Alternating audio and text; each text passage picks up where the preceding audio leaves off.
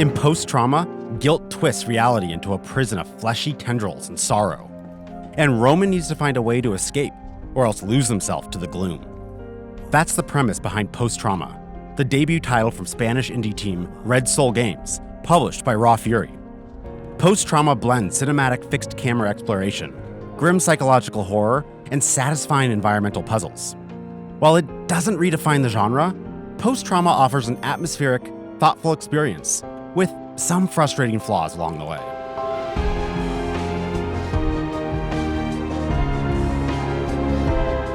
At its core, Post-Trauma is more of a horror-themed puzzle adventure than a true survival horror game.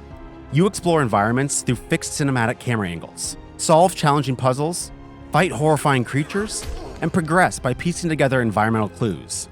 I had to rely on my phone plenty to take photos of my TV to remember clues for later puzzles. The game doesn't provide any sort of journal to review previously discovered information or notes. The puzzles shine, challenging yet fair, often delivering a satisfying aha moment when solved. Combat is Post-Trauma's major weakling. It feels clunky, inconsistent, and, in my opinion, unnecessary to the game. Weapon swapping was unreliable, and there was little variety in the available weapons to choose from. Evade timing never felt precise, and there aren't enough enemy encounters to truly master it. Enemy AI is poor, and often gets stuck on level geometry, and the scarcity of ammo makes guns feel almost pointless. Boss fights, unfortunately, are no better. Only one boss featured actual mechanics I needed to navigate, and even those felt arbitrary, rather than thematically tied to the encounter. Post-Trauma would have been stronger without combat at all, allowing its puzzles and atmosphere to fully take the center stage. The story in Post-Trauma centers on Roman, a subway conductor trapped in a horrific world called the Gloom, a purgatorial dimension shaped by the character's personal guilt and trauma. Other characters weave into Roman's story, each shouldering their own burdens. Jill is a mysterious and angry woman who intrudes on Roman's story at times to add conflict. Freya is a schoolgirl who speaks only through an AI voice on her phone and is haunted by a past that she can't change. Carlos is a sadistic police officer and takes twisted pleasure in experimenting with the limits of the Gloom, using others as his playthings. Gotta figure out how much he can take. How many times I can knock him down. The story leaves many gaps in the storytelling, and this leaves room for player interpretation. I personally don't mind this, but I can see why it might frustrate others. The player will actually take control of Freya and Carlos for sections of the game, which I personally felt watered down the experience, especially considering their connection to Roman was not very clearly defined.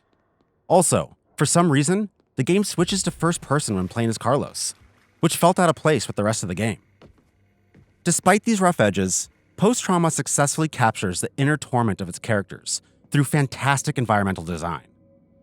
The Gloom is a haunting reflection to the harm they've done and experienced themselves, with characters literally rotting into monsters the longer they linger in the twisted world. Seeing what the world does to those trapped in it for too long, Roman is determined to find a way to escape. Post-Trauma's themes emphasize that to escape one's own inner demons, we must practice empathy, forgiveness, and seek human connection. It's a haunting and powerful message, even if the storytelling stumbles at times. Some environments are stunningly atmospheric, with tendril-covered structures reminiscent of H.R. Geiger, while other areas, especially in the opening sequence, suffer from muddy textures, graphical clipping, and jerky animations. Character and enemy animations are rigid and awkward to watch, and could definitely benefit from a bit more polish. The cinematic fixed camera work is a real strength, employing Dutch angles, fixed perspectives, and well-timed camera pushes to smartly build tension throughout the game. Sound design and music are also excellent, creating an oppressive, unnerving mood that fits the world perfectly.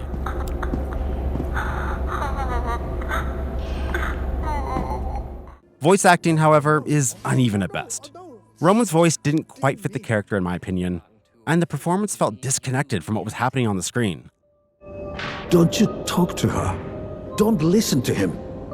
At $15, Post-Trauma delivers strong value, especially for players nostalgic for PS1, PS2 era horror.